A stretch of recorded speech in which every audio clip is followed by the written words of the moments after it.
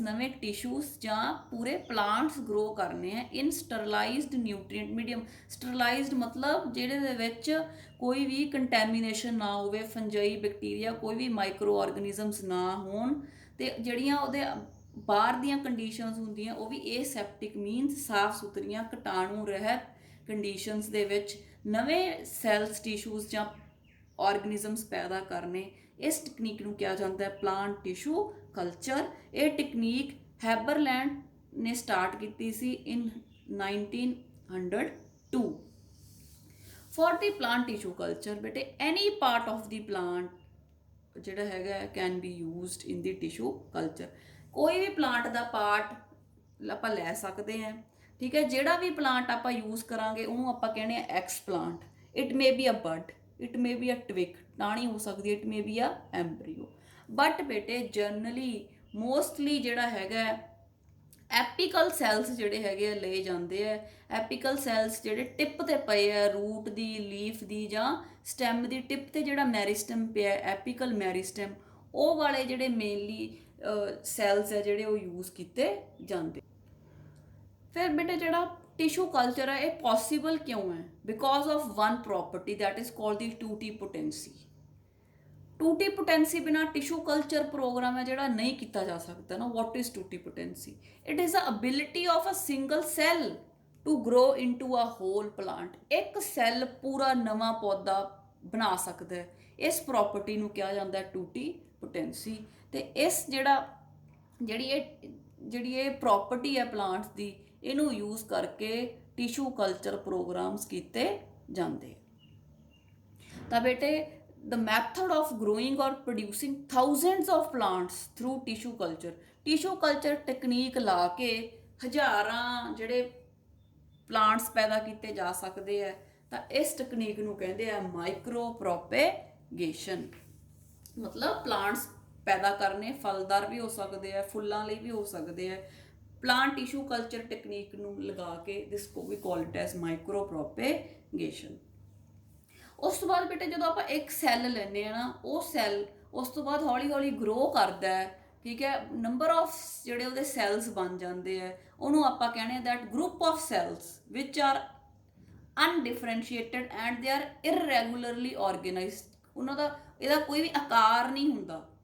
ਕਾਫੀ ਸਾਰੇ ਸੈਲਸ, ਇੱਕ ਸੈੱਲ ਤੋਂ ਕਾਫੀ ਸਾਰੇ ਸੈਲਸ ਬਣ ਜਾਂਦੇ ਆ, ਇੱਕ ਇਕੱਠੇ ਹੋ ਕੇ ਪਏ ਹੁੰਦੇ ਆ, ਇਰਰੈਗੂਲਰਲੀ, ਆਕਾਰ ਨਹੀਂ ਕੋਈ ਹੁੰਦਾ। ਦੈਟ ਮਾਸ ਆਫ ਸੈਲਸ, ਉਹ ਸੈਲਸ ਦਾ ਜਿਹੜਾ ਗੁੱਛਾ ਹੈ, that is called the callus. Now the another important term we have the somaclones. ਹੁਣ ਬੇਟੇ ਜਿਹੜੇ ਪਲਾਂਟਸ ਆਪਾਂ ਟਿਸ਼ੂ ਕਲਚਰ ਦੀ ਟੈਕਨੀਕ ਰਾਹੀਂ ਪੈਦਾ ਕਰਦੇ ਆ, ਉਹ ਉਹਨਾਂ ਦੇ ਜੀਨਸ ਹੈ ਜਿਹੜੇ ਉਹ ਆਪਦੇ ਪੇਰੈਂਟ ਵਰਗੇ ਐਗਜ਼ੈਕਟਲੀ ਸੇਮ ਹੁੰਦੇ ਆ, ਠੀਕ ਹੈ। ਕਿਉਂਕਿ ਆਪਾਂ ਸੈੱਲ ਹੀ ਲਿਆ, ਆਪਾਂ ਕੋਈ ਸੈਕਸ਼ੂਅਲ ਰੀਪਰੋਡਕਸ਼ਨ ਨਹੀਂ ਕੀਤੀ, ਠੀਕ ਹੈ, ਕਿ ਹਾਈਬ੍ਰਿਡ ਬਣੂਗਾ। ਤਾਂ ਆਪਾਂ ਤਾਂ ਇੱਕ ਸਿੰਪਲ ਇੱਕ ਸੈੱਲ ਲਿਆ, ਤਾਂ ਜਿਹੜੇ ਜਿਸ ਤਰ੍ਹਾਂ ਦੇ ਉਹ ਸੈੱਲ ਦੇ ਵਿੱਚ ਜੀਨ ਸੀ ਉਸ ਤਰ੍ਹਾਂ ਦੇ ਹੀ ਜਿਹੜਾ ਨਵਾਂ ਪਲਾਂਟ ਉਹਦੇ ਵਿੱਚ ਆਉਣਗੇ, ਠੀਕ ਹੈ। ਤਾਂ ਜਿਹੜੇ ਨਵੇਂ ਪਲਾਂਟਸ ਬਣਦੇ ਆ ਇਨ ਟਿਸ਼ੂ ਕਲਚਰ, ਤੇ ਉਹਨਾਂ ਦੇ ਜੀਨਸ ਆਪਦੇ ਪੇਰੈਂਟ ਦੇ ਵਰਗੇ ਹੁੰਦੇ, ਬਿਲਕੁਲ ਆਇਡੈਂਟੀਕਲ ਹੁੰਦੇ ਆ, ਤਾਂ ਉਹ ਪਲਾਂਟਸ ਨੂੰ ਕਿਹਾ ਜਾਂਦਾ ਸੋਮਾ ਕਲੋਨਸ। ਤਾਂ ਬੇਟੇ ਹੁਣ in the next slide I will explain about the different steps which are performed in the plant tissue culture. ਇਹ ਜਿਹੜੀ ਟੈਕਨੀਕ ਹੈ, ਵਿਧੀ ਹੈ, ਇਹਨੂੰ ਕਿਵੇਂ ਕੀਤਾ ਜਾਂਦਾ ਹੈ, ਕਿਵੇਂ ਪੂਰਾ ਪਲਾਂਟ ਬਣ ਜਾਂਦਾ ਇੱਕ ਸੈੱਲ ਤੋਂ, I am going to discuss in detail. So the technique, the steps are as follows. First is the isolation of the explant. ਤਾਂ ਸਭ ਤੋਂ ਪਹਿਲਾਂ ਬੇਟੇ ਆਪਾਂ ਦੇਖਣਾ ਹੈ ਕਿ ਆਪਾਂ ਕਿਸ ਤਰ੍ਹਾਂ ਦਾ ਸੈੱਲ ਲੈਣਾ ਹੈ ਤੇ ਕਿਹੜੀ ਜਗ੍ਹਾ ਤੋਂ ਲੈਣਾ ਹੈ, ਤਾਂ ਕਿ ਆਪਾਂ ਇੱਕ ਨਵਾਂ ਪਲਾਂਟ ਪ੍ਰੋਡਿਊਸ ਕਰ ਸਕੀਏ। ਬੇਟੇ ਇਹਦੇ ਲਈ ਜਿਹੜਾ ਹੈ ਐਪੀਕਲ ਮੈਰੀਸਟੈਮ ਤੋਂ ਹੀ ਜਿਹੜੇ ਸੈਲਸ ਹੈ ਉਹ ਲਏ ਜਾਂਦੇ ਆ ਮੋਸਟਲੀ। ਐਪੀਕਲ ਮੈਰੀਸਟੈਮ ਲੀਫ ਦੀ ਵੀ ਹੋ ਸਕਦੀ ਹੈ, ਰੂਟ ਦੀ ਜਾਂ ਸ਼ੂਟ ਦੀ ਵੀ ਹੋ ਸਕਦੀ ਹੈ। ਕਿਉਂ? Because they are virus free. ਕਿਉਂਕਿ ਆਪਾਂ ਇਸ ਤਰ੍ਹਾਂ ਦੇ ਪਲਾਂਟਸ ਪ੍ਰੋਡਿਊਸ ਕਰਨੇ ਆ ਜਿਨ੍ਹਾਂ ਨੂੰ ਵੀ ਕਿਸੇ ਵੀ ਤਰ੍ਹਾਂ ਦੀ ਬਿਮਾਰੀ ਨਾ ਹੋਵੇ, ਵਾਇਰਸ ਫਰੀ ਹੋਣ। ਤੇ ਜਿਹੜੀ ਬੇਟੇ ਟਿਪਸ ਹੁੰਦੀ ਹੈ ਨਾ, ਜਿੱਥੇ ਐਪੀਕਲ ਮੈਰੀਸਟੈਮ ਹੁੰਦੀ ਹੈ, ਉੱਥੇ ਬੇਟੇ ਵਾਇਰਸ ਨਹੀਂ ਪਹੁੰਚ ਪਾਉਂਦੀ। ਵਾਈ ਬੇਟੇ ਇੱਕ ਤਾਂ ਜਿਹੜਾ ਹੈ ਵਾਇਰਸ ਫਰੀ ਉਹ ਤਾਂ ਹੁੰਦੇ ਆ ਕਿਉਂਕਿ ਜਿਹੜੇ ਐਪੀਕਲ ਮੈਰੀਸਟੈਮ ਦੇ ਸੈਲਸ ਹੁੰਦੇ, they have a property that they divide and they grow very fast, ਇੰਨੀ ਜਲਦੀ ਫਾਸਟ ਗਰੋ ਕਰਦੇ ਆ। ਠੀਕ ਹੈ। ਤੇ ਦੂਸਰਾ ਬੇਟੇ ਜਿਹੜੇ ਜਿਹੜੇ ਮੈਚਿਓਰ ਹੋ ਜਾਂਦੇ ਆ, ਜਿਹੜੇ ਟਿਸ਼ੂਜ਼ ਹੈ ਪਲਾਂਟ ਦੇ, ਉਹਨਾਂ ਦੇ ਅੰਦਰ ਵਸਕੂਲਰ ਬੰਡਲਸ ਬਣ ਜਾਂਦੇ ਆ, ਜਿਵੇਂ ਆਪਾਂ ਕੀਤਾ ਜ਼ਾਇਲਮ ਫਲੋਇਮ। ਤੇ ਜਿਹੜੇ ਵਾਇਰਸਿਸ ਹੁੰਦੇ ਆ ਜ਼ਾਇਲਮ ਫਲੋਇਮ ਦੇ ਵਿੱਚ ਰਹਿੰਦੇ ਆ, ਤੇ ਜ਼ਾਇਲਮ ਫਲੋਇਮ ਦੇ ਥਰੂ ਹੀ ਅੱਗੇ ਨਵੇਂ ਸੈਲਸ ਤੱਕ ਪਹੁੰਚਦੇ ਆ। ਤਾਂ ਜਿਹੜੇ ਐਪੀਕਲ ਮੈਰੀਸਟੈਮਸ ਹੁੰਦੇ ਆ, ਇਹਨਾਂ ਦੇ ਵਿੱਚ ਬੇਟੇ ਵਾਸਕੂਲਰ ਬੰਡਲਸ ਹੀ ਡੈਵਲਪ ਨਹੀਂ ਹੋਏ ਹੁੰਦੇ, ਤਾਂ ਇਹਨਾਂ ਦੇ ਵਿੱਚ ਵਾਇਰਸ ਹੋਣ ਦੇ ਚਾਂਸਿਸ ਵੀ ਨਹੀਂ ਹੁੰਦੇ। ਇਸ ਕਰਕੇ ਐਪੀਕਲ ਮੈਰੀਸਟੈਮ ਦੇ ਜਿਹੜੇ ਸੈਲਸ ਆ ਉਹ ਲੈ ਲਏ ਜਾਂਦੇ ਆ, and they are used for a explant to grow a new plant. ਉਸ ਤੋਂ ਬਾਅਦ ਹੁਣ ਆਪਾਂ ਬੇਟੇ ਆਪਾਂ ਨੂੰ ਪਤਾ ਲੱਗ ਗਿਆ ਆਪਾਂ ਕਿਹੜੇ ਸੈਲਸ ਤੋਂ ਪਲਾਂਟ ਗਰੋ ਕਰਾਉਣਾ ਹੈ। ਹੁਣ ਆਪਾਂ ਕਿੱਦਾਂ ਕਰਾਉਣਾ ਹੈ? ਹੁਣ ਜਿਵੇਂ ਆਪਾਂ ਜਿਹੜਾ ਬੀਜ ਹੁੰਦਾ ਉਹਨੂੰ ਤਾਂ ਆਪਾਂ ਸੋਇਲ ਦੇ ਵਿੱਚ ਸੋ ਕਰ ਦਿੰਦੇ ਆ, ਤੇ ਸੋਇਲ ਤੋਂ ਉਹਨੂੰ ਸਾਰੇ ਤੱਤ ਮਿਲਦੇ ਆ ਗਰੋ ਕਰਨ ਲਈ, ਜਿਹੜਾ ਸੀਡ ਹੈ। ਹੁਣ ਆਪਾਂ ਇਹ ਸਾਰਾ ਕੁਝ ਲੈਬ 'ਚ ਕਰ ਰਹੇ ਹਾਂ, ਆਰਟੀਫਿਸ਼ੀਅਲੀ ਕਰ ਰਹੇ ਹਾਂ, ਤਾਂ ਆਪਾਂ ਨੂੰ ਬੇਟੇ ਉਹ ਨਿਊਟਰੀਐਂਟਸ ਜਿਹੜੇ ਹੈਗੇ ਉਹ ਸਾਰੇ ਬਣਾਉਣੇ ਪੈਣਗੇ ਆਪਦੀ ਆਪ ਲੈਬ ਦੇ ਵਿੱਚ। ਉਹਨੂੰ ਕਹਿੰਦੇ ਆ ਨਿਊਟਰੀਐਂਟ ਮੀਡੀਅਮ। ਤਾਂ ਹੁਣ ਬੇਟੇ ਆਪਾਂ ਨਿਊਟਰੀਐਂਟ ਮੀਡੀਅਮ ਬਣਾਵਾਂਗੇ। ਨਿਊਟਰੀਐਂਟ ਮੀਡੀਅਮ ਕਿਸ ਟਾਈਪ ਦਾ, ਇਹ ਡਿਪੈਂਡ ਕਰਦਾ ਹੁੰਦਾ ਕਿ ਆਪਾਂ ਕਿਸ ਤਰ੍ਹਾਂ ਦੀ ਜਿਹੜੀ ਪਲਾਂਟ ਹੈ ਉਹ ਗਰੋ ਕਰਾਉਣਾ ਹੈ। ਤੇ ਜਿਹੜਾ ਨਿਊਟਰੀਐਂਟ ਮੀਡੀਅਮ ਹੁੰਦਾ ਬੇਟੇ, ਉਹਦੇ ਵਿੱਚ ਇਨਆਰਗੈਨਿਕ ਸਾਲਟਸ ਹੁੰਦੇ ਆ, ਉਹਦੇ ਵਿੱਚ ਕਾਰਬਨ ਹੋਣਾ ਜ਼ਰੂਰੀ ਹੈ, ਵਾਈਟਾਮਿਨਸ, ਅਮਾਈਨੋ ਐਸਿਡਸ, ਗਰੋਥ ਰੈਗੂਲੇਟਰ ਜਿਵੇਂ ਆਪਾਂ ਆਕਸੀਨਸ, ਸਾਈਟੋਕਾਈਨਸ, 2,4-D ਹੈ ਨਾ, ਇਹ ਸਾਰੇ ਕੀਤੇ ਆਪਾਂ। ਇਹ ਜਿਹੜੇ ਗਰੋਥ ਹਾਰਮੋਨਸ ਹੈ ਇਹ ਫਿਰ ਨਿਊਟਰੀਐਂਟ ਮੀਡੀਅਮ ਦੇ ਵਿੱਚ ਐਡ ਕਰ ਲਏ ਜਾਂਦੇ ਆ। ਮਤਲਬ ਅਮਾਈਨੋ ਐਸਿਡ ਪਾ ਲਓ, ਵਾਈਟਾਮਿਨਸ, ਕਾਰਬਨ, ਆਕਸੀਨ, ਸਾਈਟੋਕਾਈਨਸ, ਇਹ ਸਾਰਾ ਕੁਛ ਨੂੰ ਮਿਕਸ ਕਰ ਲਿਆ ਜਾਂਦਾ ਬੇਟੇ। ਤੇ ਡਿਫਰੈਂਟ ਸਾਇੰਟਿਸਟ ਨੇ ਡਿਫਰੈਂਟ ਜਿਹੜੀ ਮੀਡੀਅਮ ਹੈ ਵੀ ਉਹ ਕਿਵੇਂ ਤਿਆਰ ਕਰਨੇ, ਉਹਦੀ ਵਿਧੀ ਦੱਸੀ ਹੈ। ਪਰ ਸਭ ਤੋਂ ਵੱਧ ਜਿਹੜਾ ਯੂਜ਼ ਹੁੰਦਾ ਹੈ medium that is called the MS medium, and it was developed by two scientists, Murashig and Slug। ਉੱਥੋਂ ਉਹਨਾਂ ਨੂੰ ਕਹਿੰਦੇ ਆ ਸਲੌਗ, ਉੱਥੋਂ ਕਹਿੰਦੇ ਉਹਨਾਂ ਨੂੰ MS medium। ਤਾਂ ਬੇਟੇ ਇਹ ਸਾਰੇ ਤੱਤ ਇਕੱਠੇ ਕਰ ਲਏ ਜਾਂਦੇ ਆ, ਠੀਕ ਹੈ। ਤੇ ਇਹਨਾਂ ਨੂੰ ਜਿਹੜਾ ਹੈ ਇਹਦੇ ਵਿੱਚ ਜਿਹੜਾ ਹੈ ਵਾਟਰ ਐਡ ਕਰ ਲਿਆ ਜਾਂਦਾ ਹੈ, ਤੇ ਇਹ ਤੋਂ ਇੱਕ ਜਿਹੜਾ ਹੈ ਇੱਕ ਸੋਲਿਊਸ਼ਨ ਟਾਈਪ ਲਿਕੁਇਡ ਮੀਡੀਅਮ ਬਣਾ ਲਿਆ ਜਾਂਦਾ ਹੈ। ਉਸ ਤੋਂ ਬਾਅਦ ਇਸ ਲਿਕੁਇਡ ਮੀਡੀਅਮ ਨੂੰ ਥੋੜਾ ਜਿਹਾ ਸੋਲੀਡੀਫਾਈ ਕਰਨ ਲਈ, ਕਿਉਂਕਿ ਇਹ ਬਿਲਕੁਲ ਤਰਲ ਹੈ, ਉਹਨੂੰ ਥੋੜਾ ਜਿਹਾ ਮਤਲਬ ਸੈਮੀ ਸੋਲਿਡ ਕਰਨ ਲਈ ਉਹਦੇ ਵਿੱਚ ਬੇਟੇ ਜਿਹੜਾ ਹੈ ਅਗਰ ਐਡ ਕੀਤੀ ਜਾਂਦੀ ਹੈ to solidify it। agar we have already done in class +1, it is obtained from a red algae, Gelidium and Gracilaria, right। ਹੁਣ ਆਪਣਾ ਨਿਊਟਰੀਐਂਟ ਮੀਡੀਅਮ ਵੀ ਤਿਆਰ ਹੋ ਗਿਆ, which is a semi solid we can say। ਉਸ ਤੋਂ ਬਾਅਦ ਬੇਟੇ ਜਦੋਂ ਆਪਾਂ ਇਸ ਤਰ੍ਹਾਂ ਦੇ ਐਕਸਪੈਰੀਮੈਂਟਸ ਕਰਾਉਣੇ ਆ ਤਾਂ ਉਸ ਸਮੇਂ ਇਹ ਸੈਪਟਿਕ ਕੰਡੀਸ਼ਨਸ ਹੋਣੀਆਂ ਬਹੁਤ ਜ਼ਰੂਰੀ ਹੈ, ਮਤਲਬ ਕੀਟਾਣੂ ਰਹਿਤ ਕੰਡੀਸ਼ਨਾਂ ਹੋਣੀਆਂ ਜ਼ਰੂਰੀ ਹੈ, ਤਾਂ ਕਿ ਜਿਹੜਾ ਆਪਣਾ ਪਲਾਂਟ ਹੈ, ਜਿਹੜਾ ਆਪਾਂ ਸੈਲਸ ਲਏ ਆ ਉਹ ਤੋਂ ਜਿਹੜਾ ਪਲਾਂਟ ਬਣਨਾ ਉਹ ਵਾਇਰਸ, ਬੈਕਟੀਰੀਆ, ਫੰਜਾਈ ਫ੍ਰੀ ਹੋਵੇ, ਉਹਨੂੰ ਕਿਸੇ ਵੀ ਤਰ੍ਹਾਂ ਦੀ ਡਿਜ਼ੀਜ਼ ਨਾ ਹੋਵੇ। ਤਾਂ ਇਸ ਕਰਕੇ ਬੇਟੇ ਜਿਹੜਾ ਆਪਾਂ ਨਿਊਟਰੀਐਂਟ ਮੀਡੀਅਮ ਤਿਆਰ ਕੀਤਾ ਉਹਨੂੰ ਵੀ ਕੈਮੀਕਲਸ ਥੋੜ੍ਹੇ ਵਿੱਚ ਪਾਏ ਜਾਂਦੇ ਆ, ਤਾਂ ਕਿ ਅਗਰ ਉਸ ਵਾਟਰ 'ਚ ਜਾਂ ਜਿਹੜਾ ਆਪਾਂ ਅਗਰ ਯੂਜ਼ ਕੀਤਾ ਜੇ ਉਹਦੇ 'ਚ ਕੋਈ ਵੀ ਫੰਜਾਈ, ਵਾਇਰਸ, ਬੈਕਟੀਰੀਆ ਹੋਵੇ ਤਾਂ ਉਹ ਖਤਮ ਹੋ ਜੇ। This is called as sterilisation. ਸਾਫ਼ ਕਰਨਾ, ਜਿਵੇਂ ਅੱਜ ਕੱਲ੍ਹ ਆਪਾਂ ਹੱਥਾਂ ਨੂੰ ਸੈਨੀਟਾਈਜ਼ ਕਰਦੇ ਹਾਂ ਤਾਂ ਕਿ ਜਿਹੜਾ ਵਾਇਰਸ ਹੈ ਉਹ ਖਤਮ ਹੋ ਜੇ। ਸੋ ਵੀ say that this is sterilisation. ਤਾਂ ਬੇਟੇ ਉਹ ਮੀਡੀਅਮ ਦੀ ਸਟਰਲਾਈਜੇਸ਼ਨ ਵੀ ਕੀਤੀ ਜਾਂਦੀ ਹੈ, ਅਤੇ ਜਿੰਨਾ ਵੀ ਗਲਾਸਵੇਅਰ, ਜਿੰਨੇ ਵੀ ਆਪਾਂ ਅਪਰੇਟਸ ਯੂਜ਼ ਕਰਨਾ, petri plates, test tubes, dishes, whatever we have to use, ਠੀਕ ਹੈ, ਫੋਰਸੈਪਸ ਜਿਹੜੇ ਆਪਾਂ ਯੂਜ਼ ਕਰਦੇ ਹਾਂ, ਠੀਕ ਹੈ, ਉਹਨਾਂ ਨੂੰ ਬੇਟੇ ਸਾਰਿਆਂ ਨੂੰ ਜਿਹੜਾ ਹੈ ਆਟੋਕਲੇਵ ਕੀਤਾ ਜਾਂਦਾ ਹੈ। ਆਟੋਕਲੇਵ ਇੱਕ ਮਸ਼ੀਨ ਹੈ, it works like a pressure cooker. ਉਹਦੇ ਵਿੱਚ ਸਟੀਮ ਪੈਦਾ ਹੁੰਦੀ ਹੈ, ਜਦੋਂ ਸਟੀਮ ਪੈਦਾ ਹੁੰਦੀ ਹੈ ਜੋ ਵੀ ਮਾਈਕਰੋ ਆਰਗੈਨਿਜ਼ਮਸ ਹੈ ਉਹ ਮਰ ਜਾਂਦੇ। ਤਾਂ sterilisation is a very important step in the tissue culture technique, ਠੀਕ ਹੈ। ਤਾਂ ਜਿਹੜਾ ਐਕਸਪਲਾਂਟ ਹੈ ਬੇਟੇ ਉਹਨੂੰ ਆਪਾਂ ਸਟਰਲਾਈਜ਼ ਕਰਦੇ ਹਾਂ with the help of the chemicals, ਜਿਹੜਾ ਉਹ ਸੈੱਲ ਹੈ ਉਹਨੂੰ, ਤੇ ਜਿਹੜਾ ਆਪਣਾ ਨਿਊਟਰੀਐਂਟ ਮੀਡੀਅਮ ਆਪਾਂ ਤਿਆਰ ਕੀਤੇ, ਤੇ ਜਿੰਨਾ ਵੀ ਆਪਾਂ ਆਪਰੇਟਸ, ਗਲਾਸਵੇਅਰ ਯੂਜ਼ ਕਰਨਾ, that is ਸਟਰਲਾਈਜ਼ਡ using steam in N ਆਟੋਕਲੇਵ। Now the next step is the ਇਨੋਕੂਲੇਸ਼ਨ। ਹੁਣ ਬੇਟੇ ਆਪਾਂ ਤਿਆਰ ਕਰ ਲਿਆ, ਨਿਊਟਰੀਐਂਟ ਮੀਡੀਅਮ ਤਿਆਰ ਕਰ ਲਿਆ, ਉਹਨੂੰ ਸਟਰਲਾਈਜ਼ ਵੀ ਕਰ ਲਿਆ, ਐਕਸਪਲਾਂਟ ਆਪਾਂ ਚੂਜ਼ ਕਰ ਲਿਆ। ਹੁਣ ਜਿਹੜੇ ਆਪਾਂ ਸੈਲਸ ਲਏ ਆ, ਇੱਕ ਜਿਹੜਾ ਇੱਕ ਸੈੱਲ ਹੈ ਜਿਹ ਤੋਂ ਆਪਾਂ ਨਵਾਂ ਪਲਾਂਟ ਬਣਾਉਣਾ ਹੈ, ਫਿਰ ਬੇਟੇ ਅੱਛਾ ਵਨ ਸਟੈਪ ਆਈ ਮਿਸਡ ਕਿ ਜਦੋਂ ਆਪਾਂ ਉਹ ਸਟਰਲਾਈਜ਼ ਕਰ ਲਿਆ, ਜਿਹੜਾ ਉਹ ਮੀਡੀਅਮ ਹੁੰਦਾ ਹੈ, ਜਿਹੜਾ ਨਿਊਟਰੀਐਂਟ ਮੀਡੀਅਮ, ਤਾਂ ਬੇਟੇ ਉਹਨੂੰ ਟੈਸਟ ਟਿਊਬਸ ਦੇ ਵਿੱਚ ਪਾ ਲਿਆ ਜਾਂਦਾ ਹੈ, ਜਾਂ ਆਪਾਂ ਕਹਿ ਸਕਦੇ ਹਾਂ ਫਲਾਸਕ ਦੇ ਵਿੱਚ ਉਹਨੂੰ ਪਾ ਲਿਆ ਜਾਂਦਾ ਹੈ, and it is allowed to solidify, ਉਹਨੂੰ ਠੰਡਾ ਹੋਣ ਦਿੱਤਾ ਜਾਂਦਾ ਹੈ। ਠੀਕ ਹੈ, ਤਾਂ ਹੁਣ ਆਪਣੇ ਕੋਲੇ ਟੈਸਟ ਟਿਊਬਸ ਆ ਗਈਆਂ ਜਿਨ੍ਹਾਂ ਦੇ ਵਿੱਚ ਨਿਊਟਰੀਐਂਟ ਮੀਡੀਅਮ ਠੰਡਾ ਹੋ ਕੇ ਜੰਮ ਚੁੱਕਿਆ ਹੈ। ਹੁਣ ਉਸ ਨਿਊਟਰੀਐਂਟ ਮੀਡੀਅਮ ਦੀ ਵਰਤੋਂ ਕਰਕੇ ਆਪਾਂ ਮਤਲਬ ਨਵੇਂ ਪਲਾਂਟਸ ਪ੍ਰੋਡਿਊਸ ਕਰਨੇ ਆ। ਹੁਣ ਜਿਹੜਾ ਉਹ ਸੋਲੀਡੀਫਾਈਡ ਨਿਊਟਰੀਐਂਟ ਮੀਡੀਅਮ ਹੈ, ਉਹਦੇ ਉੱਤੇ ਬੇਟੇ ਫੋਰਸੈਪ ਨਾਲ ਜਿਹੜਾ ਉਹ ਐਕਸ ਪਲਾਂਟ ਹੈ, ਜਿਹੜਾ ਉਹ ਸੈੱਲ ਆਪਾਂ ਚੂਜ਼ ਕੀਤਾ, ਉਹਨੂੰ ਆਪਾਂ ਫਲਾਸਕ ਦੇ ਵਿੱਚ ਜਾਂ ਟੈਸਟ ਟਿਊਬ ਦੇ ਵਿੱਚ ਫੋਰਸੈਪ ਦੀ ਹੈਲਪ ਦੇ ਨਾਲ ਰੱਖ ਦਾਂਗੇ। ਠੀਕ ਹੈ, ਜਿਹੜਾ ਟੈਂਪਰੇਚਰ ਹੈ ਉਹ 20 to 25 ਡਿਗਰੀ ਸੈਲਸੀਅਸ ਦੇ ਵਿੱਚ ਮੇਨਟੇਨ ਕੀਤਾ ਜਾਂਦਾ ਹੈ। ਉਸ ਤੋਂ ਬਾਅਦ ਬੇਟੇ ਅਗਲਾ ਸਟੈਪ ਹੈ ਇਨਕੂਬੇਸ਼ਨ। ਜਦੋਂ ਬੇਟੇ ਆਪਾਂ ਐਕਸਪਲਾਂਟ ਟ੍ਰਾਂਸਫਰ ਕਰਤਾ ਟੈਸਟ ਟਿਊਬ ਦੇ ਵਿੱਚ ਜਾਂ ਫਲਾਸਕ ਦੇ ਵਿੱਚ, ਜਿਹੜਾ ਟੈਂਪਰੇਚਰ ਹੈ ਉਹਨੂੰ ਆਪਾਂ 24 ਡਿਗਰੀਜ਼ ਦੇ ਆਸ-ਪਾਸ ਰੱਖ ਦਾਂਗੇ, ਤੇ ਜਿਹੜੀ ਹਿਊਮਿਡਿਟੀ ਹੈ ਉਹਨੂੰ 50 to 60%। ਤੇ ਉਸ ਤੋਂ ਬਾਅਦ 2 to 3 ਵੀਕਸ ਦੇ ਬਾਅਦ ਆਪਾਂ ਵੇਖਾਂਗੇ ਕਿ ਕੈਲਸ ਬਣ ਜਾਊਗਾ। Kells ਇਰਰੈਗੂਲਰ and ਅਨਡਿਫਰੈਂਸ਼ੀਏਟਡ mass of cells ਹੈ। ਫਿਰ ਜਿਹੜੇ ਬੇਟਾ ਕੈਲਸ ਹੈ ਉਹਨੂੰ ਬੇਟੇ ਅੱਗੇ ਉਹਦੇ ਸੈਕਸ਼ਨ ਕੱਟ ਲਏ ਜਾਂਦੇ, ਛੋਟੇ ਛੋਟੇ ਸਮੌਲ ਪੀਸਿਸ ਕਰ ਲਏ ਜਾਂਦੇ ਆ। ਠੀਕ ਹੈ, ਤੇ ਉਹ ਪੀਸਿਸ ਨੂੰ ਬੇਟੇ ਫਿਰ ਅਲੱਗ-ਅਲੱਗ ਟੈਸਟ ਟਿਊਬਸ ਦੇ ਵਿੱਚ ਪਾ ਦਿੱਤਾ ਜਾਂਦਾ ਹੈ, ਤੇ ਨਵੇਂ-ਨਵੇਂ ਪਲਾਂਟਲੈਟਸ ਬਣ ਜਾਂਦੇ ਆ।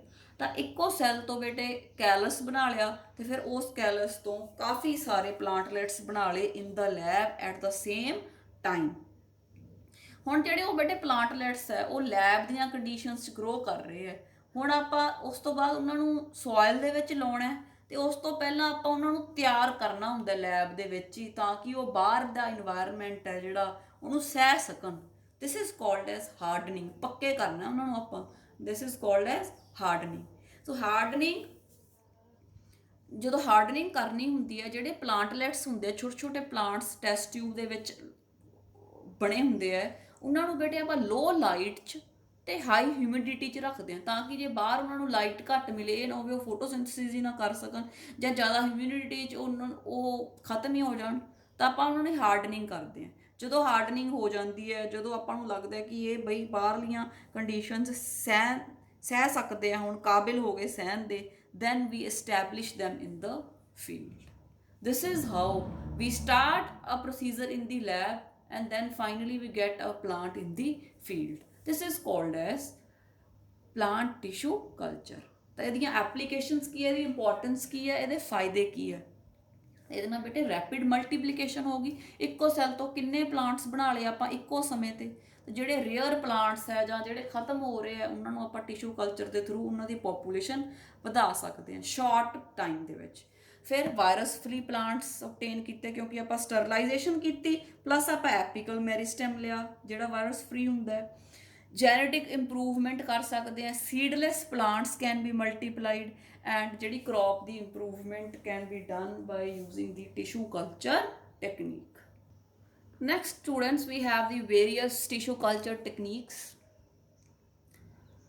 It is the meristem culture and the somatic hybridization. Now what is meristem culture? As I've already told you, this involves taking the shoot tips from the apical or the axillary buds, because it is the only virus free part. ਉਸ ਤੋਂ ਬਾਅਦ ਉਹਨੂੰ ਸਾਈਟੋਕਾਈਨਿਨ medium 'ਚ ਜਿਹੜਾ ਲੈ ਲਿਆ ਆਪਾਂ cell ਐਕਸਪਲਾਂਟ, ਉਹਦੇ ਵਿੱਚ ਰੱਖਦੇ ਹਾਂ। ਠੀਕ ਹੈ, ਤੇ ਬੇਟੇ ਫਿਰ ਉਸ ਤੋਂ ਬਾਅਦ ਉਹ ਪੂਰਾ ਪਲਾਂਟ ਜਿਵੇਂ ਆਪਾਂ ਟਿਸ਼ੂ ਕਲਚਰ ਟੈਕਨੀਕ ਕੀਤੀ ਸੀ ਉਵੇਂ ਗਰੋ ਕਰਦੇ ਹਾਂ। ਤਾਂ ਇਹ ਜਿਹੜਾ ਹੈਗਾ ਮੈਰਿਸਟੈਮ ਕਲਚਰ ਬਨਾਨਾ, ਸ਼ੂਗਰਕੇਨ, ਪੋਟੈਟੋ, ਔਰਕਿਡਸ ਤੇ ਸਟ੍ਰਾਬੇਰੀ ਵਰਗੇ ਜਿਹੜੇ ਫਲਦਾਰ ਪੌਦੇ ਆ, ਇਹਨਾਂ ਦੇ ਵਿੱਚ ਵਰਤ ਕੇ ਨਵੇਂ ਪਲਾਂਟਸ ਪੈਦਾ ਕੀਤੇ ਜਾਂਦੇ ਆ। ਤਾਂ ਸੈਕਿੰਡ ਇਜ਼ ਦੀ ਸੋਮੈਟਿਕ ਹਾਈਬਰਡਾਈਜੇਸ਼ਨ ਔਰ ਦੀ ਪ੍ਰੋਟੋਪਲਾਸਟ ਫਿਊਜ਼ਨ। ਇਹਦੇ 'ਚ ਕੀ ਕਰਦੇ ਆ ਬੇਟੇ? ਪ੍ਰੋਟੋਪਲਾਸਟ ਕੀ ਹੁੰਦਾ ਹੈ? ਸੈੱਲ ਵਾਲ ਰਿਮੂਵ ਕਰ ਦਈਏ, ਜਿਹੜਾ ਅੰਦਰ ਸਾਰਾ ਕੁਝ ਬਚਿਆ, plasma membrane, nucleus, organelles, that is called the protoplast. ਹੁਣ ਇਹਦੇ 'ਚ ਕੀ ਹੈ ਬੇਟੇ? ਦੋ ਸੈੱਲ, ਸਪੋਜ਼ ਦੋ ਪੇਰੈਂਟਸ ਹੈ, ਇੱਕ ਕੋਲ ਇੱਕ ਅੱਛਾ ਕਰੈਕਟਰ ਹੈ, ਇੱਕ ਕੋਲੇ ਦੂਜਾ ਅੱਛਾ ਹੈ। ਆਪਾਂ ਚਾਹੁੰਦੇ ਹਾਂ ਕਿ ਜਿਹੜੇ ਉਹ ਦੋਨੋਂ ਪਲਾਂਟਸ ਦੇ ਕਰੈਕਟਰਸ ਹੈ ਉਹ ਇੱਕ ਪਲਾਂਟ ਦੇ ਵਿੱਚ ਆ ਜਾਣ। ਤਾਂ ਇਹਦੇ ਵਿੱਚ ਕੀ ਕੀਤਾ ਜਾਂਦਾ ਹੈ? ਸੈੱਲ ਲੈ ਲਏ ਜਾਂਦੇ ਹੈ, ਇੱਕ ਪਲਾਂਟ ਦਾ ਪੇਰੈਂਟ A ਦਾ, ਇੱਕ ਦੂਸਰਾ ਸੈੱਲ ਪੇਰੈਂਟ B ਦਾ, ਤੇ ਦੋਨਾਂ ਨੂੰ ਬੇਟੇ ਫਿਊਜ਼ ਕਰਾ ਦਿੰਦੇ ਆ ਤਾਂ ਕਿ ਇੱਕ ਹਾਈਬ੍ਰਿਡ ਬਣ ਜੇ। ਠੀਕ ਹੈ, ਤਾਂ ਦਿਸ is called as somatic hybridization. It is the fusion of protoplast of two cells of different varieties, species, or even of different genera, genus भी different हो सकता है, to produce a hybrid. It is called as somatic hybridization. ਹੁਣ ਇਹ process ਕਰਨ ਲਈ different steps ਹੈ। The first step is removal of cell wall. As we know that the plant cell has a cell wall and inner to cell wall lies the plasma membrane. ਤਾਂ ਸਭ cells ਜੇ ਉਹਨਾਂ ਦੀ cytoplasm, ਉਹਨਾਂ ਦੇ nucleus ਫੇਰ ਹੀ fuse ਕਰਨਗੇ। ਜੇ cell ਵਾਲ ਤੋੜਾਂਗੇ ਤਾਂ ਸੈੱਲ ਵਾਲ ਤੋੜ ਦਿੱਤੀ ਜਾਂਦੀ ਹੈ with the help of enzymes known as pectinases and cellulase, ਕਿਉਂਕਿ ਇਹ ਜਿਹੜੀ ਸੈੱਲ ਵਾਲ ਹੈ ਪੈਕਟਿਨ ਦੀ ਤੇ ਸੈਲੂਲੋਜ਼ ਦੀ ਬਣੀ ਹੈ, ਤਾਂ ਸੈਲੂਲੇਜ਼ ਤੇ ਪੈਕਟੀਨੇਜ਼ ਇੰਜ਼ਾਈਮ ਹੈ ਜਿਹੜੇ ਸੈੱਲ ਵਾਲ ਨੂੰ ਤੋੜ ਦਿੰਦੇ ਆ, ਤੇ ਸੈੱਲ ਵਾਲ ਤੋਂ ਬਿਨਾ ਜਿਹੜਾ ਸੈੱਲ ਰਹਿ ਗਿਆ ਦੈਟ ਇਜ਼ ਕਾਲਡ ਦੀ ਪ੍ਰੋਟੋਪਲਾਸਟ। ਉਸ ਤੋਂ ਬਾਅਦ ਬੇਟੇ ਪ੍ਰੋਟੋਪਲਾਸਟ ਨੂੰ ਫਿਊਜ਼ ਕਰਨਾ ਹੈ। ਦੋਨੋਂ ਸੈਲਸ ਦੀ ਤੋੜਤੀ ਸੈੱਲ ਵਾਲ ਤੇ ਫਿਰ ਉਹਨਾਂ ਨੂੰ ਫਿਊਜ਼ ਕਰਨਾ ਹੈ। ਠੀਕ ਹੈ, ਫਿਊਜ਼ ਕਰਨ ਲਈ ਬੇਟੇ ਦੋ ਪ੍ਰੋਸੈਸ ਹੋ ਸਕਦੇ ਆ, ਕੀਮੋਫਿਊਜ਼ਨ ਜਾਂ ਇਲੈਕਟ੍ਰੋਫਿਊਜ਼ਨ। ਕੀਮੋਫਿਊਜ਼ਨ ਮਤਲਬ ਆਪਾਂ ਕੈਮੀਕਲਸ ਦੀ ਵਰਤੋਂ ਕਰਕੇ ਦੋ ਸੈਲਸ ਨੂੰ ਕੰਬਾਈਨ ਕਰਤਾ। ਕੈਮੀਕਲ ਕਿਹੜਾ ਹੋ ਸਕਦਾ ਹੈ? Polyethylene glycol, this is also called as PEG, and sodium nitrate. ਇਹ ਵਾਲੇ ਕੈਮੀਕਲਸ ਨੂੰ ਯੂਜ਼ ਕਰਕੇ ਆਪਾਂ ਪ੍ਰੋਟੋਪਲਾਸਟ, ਦੋ ਸੈਲਸ ਦੀ ਪ੍ਰੋਟੋਪਲਾਸਟ ਨੂੰ ਫਿਊਜ਼ ਕਰਤਾ। ਵੀ ਕਾਲ ਇਟ ਐਸ ਕੀਮੋਫਿਊਜ਼ਨ। ਜਦੋਂ ਬੇਟੇ ਆਪਾਂ ਇਲੈਕਟ੍ਰਿਕ ਫੀਲਡ ਯੂਜ਼ ਕਰਦੇ ਹਾਂ, ਠੀਕ ਹੈ, ਤੇ ਉਹਨਾਂ ਨੂੰ ਫਿਊਜ਼ ਕਰਦੇ ਹਾਂ, we call it as electrofusion. Okay, the fusion of protoplast with the help of high voltage pulse is called electrofusion.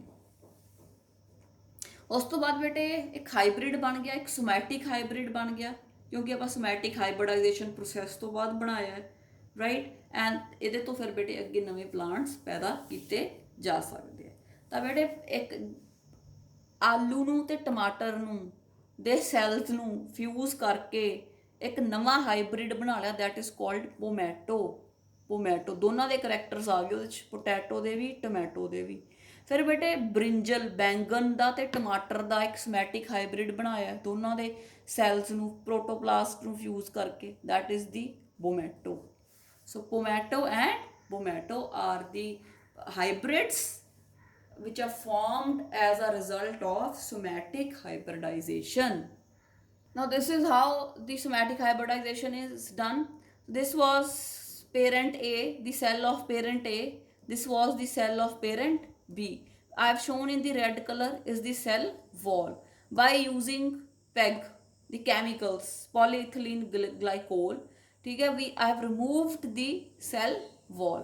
ठीक है, I have removed the cell wall by using pectinases and chitinases. Then by using PEG I have fused the protoplasm. ਹੁਣ cell ਵਾਲ ਖਤਮ ਹੋ ਗਈ ਤਾਂ ਆਪਣੇ ਕੋਲੇ ਪ੍ਰੋਟੋਪਲਾਸਟ ਰਹਿ ਗਿਆ, ਸਾਈਟੋਪਲਾਜ਼ਮ ਐਂਡ ਨਿਊਕਲੀਅਸ। ਤਾਂ ਪੈਗ ਦੀ ਹੈਲਪ ਦੇ ਨਾਲ ਪੇਰੈਂਟ A ਤੇ ਪੇਰੈਂਟ B ਦੀ ਪ੍ਰੋਟੋਪਲਾਸਟ ਨੂੰ ਆਪਾਂ ਫਿਊਜ਼ ਕਰਾਤਾ।